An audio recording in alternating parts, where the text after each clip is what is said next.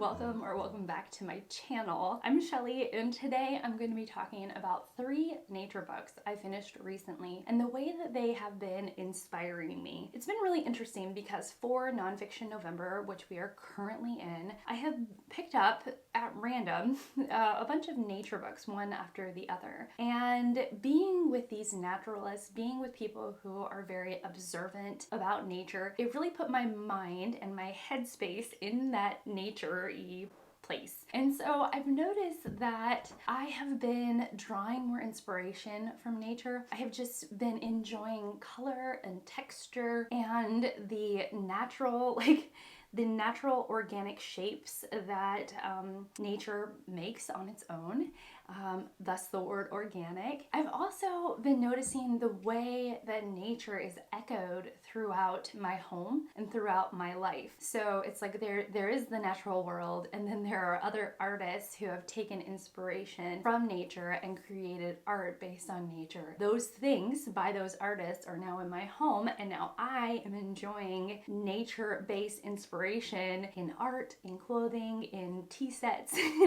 and things like that. I hope this video isn't too abstract. I hope this isn't too highfalutin, but once we get into it, I think that you'll really understand what I mean. And yeah, let's just get right into it. The first book I finished was Ring of Bright Water by Gavin Maxwell. Now, I read this with my sweet friend and wonderful fellow booktuber Deea at the channel Novel Idea. If you don't follow Deea, I would encourage you to subscribe. She's got a sweet spirit and a thoughtful presence here on BookTube, and I just adore her channel. And together we read this, and this is the notes, or like a slice of life book by Gavin Maxwell, who spent in the 1950s, I believe.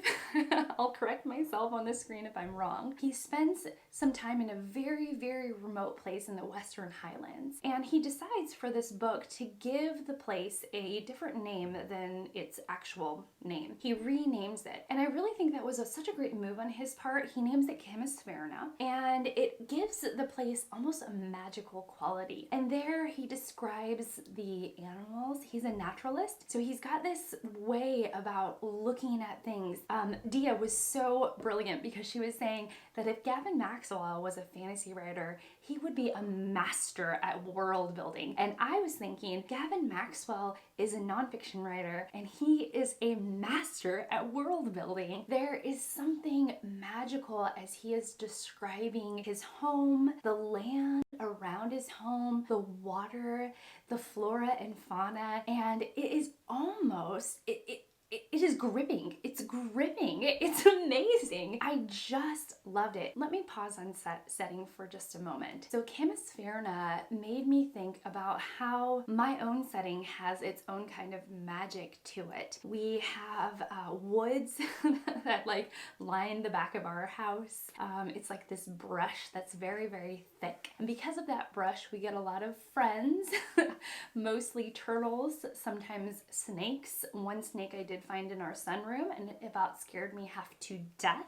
We also have enormous spiders. There is an enormous spider that is sitting at the corner of our house, and even a hurricane did not kill this spider. This spider is unkillable. But we look at it, it scares me half to death, but that's okay. And there is just something really incredible about where I live. And Gavin Maxwell really inspired me to look at my own house, my own setting, and enjoy the wonders that it provides me. We also have this incredible swing, this tree swing, and I can get my kids pretty high. I can push them pretty high on that thing. I can actually go pretty high on it myself. It does hold me, and I do ride on it occasionally. And there is, I think when somebody else is describing their setting with a magic to it, with an appreciation for it, and there is this sense that we're looking at the tiny, tiny details and the world more broadly, and just loving on it, it makes me want to do that for my own house. And that is something that I did as I was reading about Hemispherinna. The other thing that Gavin Maxwell was able to create such an incredible love for was that he he obtains an otter named Midge, and Midge is just incredible. But what's great is that Gavin Maxwell describes Midge like just a wonderful mate, like just like something that is playful and loves toys and has these very specific sets of needs. And there was a joy, like an actual overflowing amount of joy in this book as he is describing his otter. And that made me think about my sweet dog Harry. Like, there's just something about my sweet dog Harry that I love. He's always in a good mood. He's so sweet and funny. He loves to snuggle. He will he's just a joy to have. And so as I was reading about Midge, I just was reminded about how much I absolutely love my own sweet pet. Now, on this same vein about loving things and paying attention to them, there is H is for Hawk by Helen Macdonald. Now, this is a very layered memoir. Helen Macdonald has this like quest in a way to get a goshawk, and she's very inspired by T.H. White. She is very determined to train a goshawk as a small little thing and she like goes on this quest, and it's pretty nuts, and it's got a lot to do with grief and thinking about other sort of like hawk culture. Like it's a thing. It's a total thing. And then also just, you know, the nitty-gritty about training a goshawk and what a goshawk is and the needs of a goshawk, because whew. And again, I want to bring it back to my sweet pet. My sweet pet of just like, as Helen Macdonald is talking about her goshawk, of course I'm not gonna, Mabel, that's right, it was me. I didn't even have to look, I remembered it. But as she's talking about Mabel, she's talking about Mabel's like little looks and her little like attentions, like when her beak moves a certain way and like when she seems very put off, and like the way that Helen Macdonald is just attuned to her pet. Like, that was really cool. That was really interesting and really, really cool.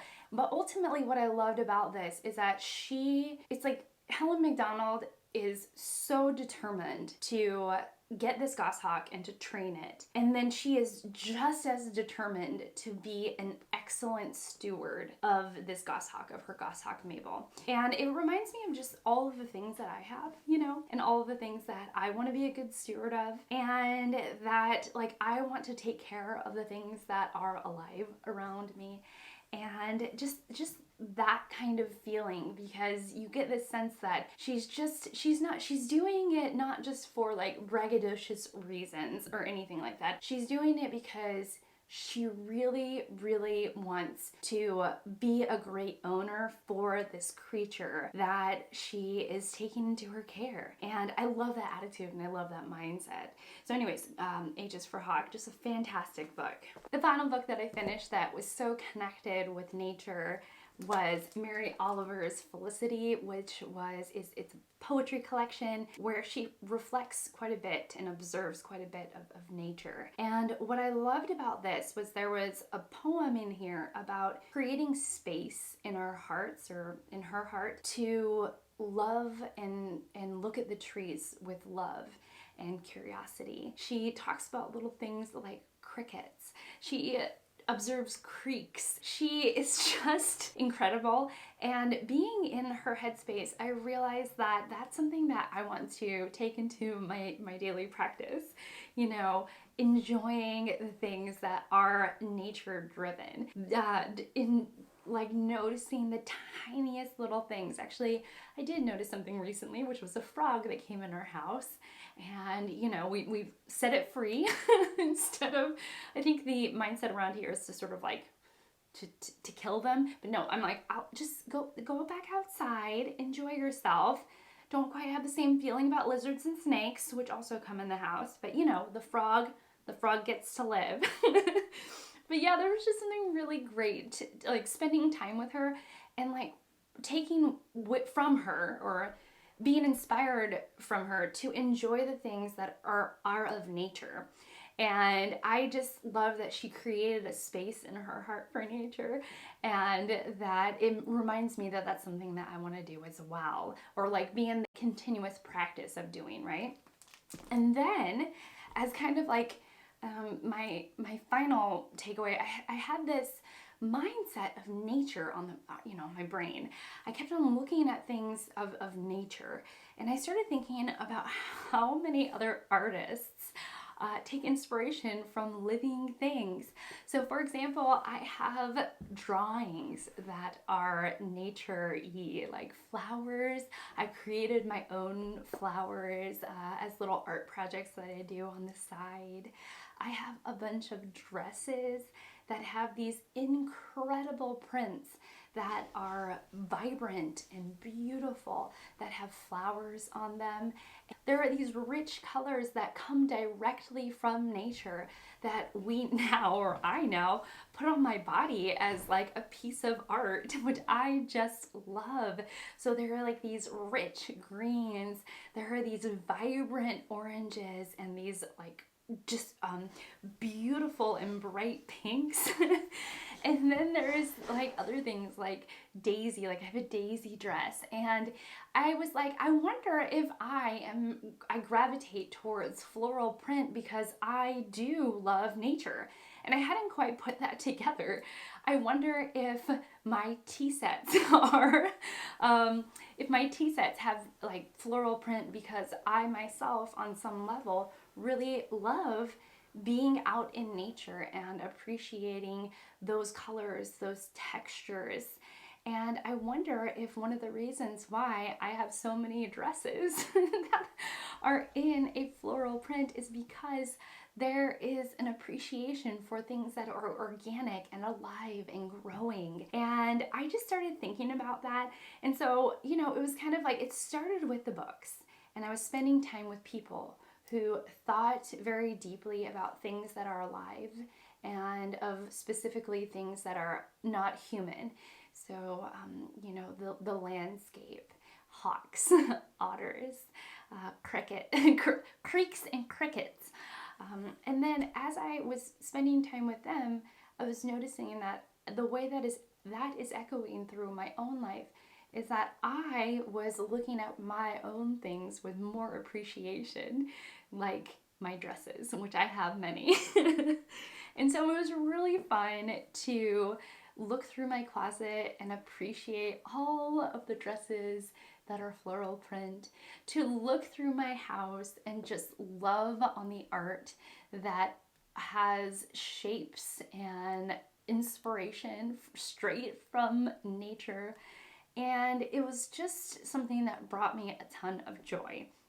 So yeah, so if you haven't read any of the 3 books that I've mentioned, I would highly encourage you to do so. They are fantastic. And if I haven't inspired you to, look at all of the things around you, including actual physical things like the art you might have on your wall, the t-shirt you're wearing, your dish towels, or even like little teacups, and noticing just how many people are inspired by the natural world around us. It is really awe-inspiring, and it's really, really cool. It's almost like a bunch of artists that drawing inspiration from one another and ultimately drawing inspiration from a single source, which is outside of this house. Anyhow, that's it for me. Thank you for letting me sort of talk about the things that I appreciate, and letting me have this space and this time.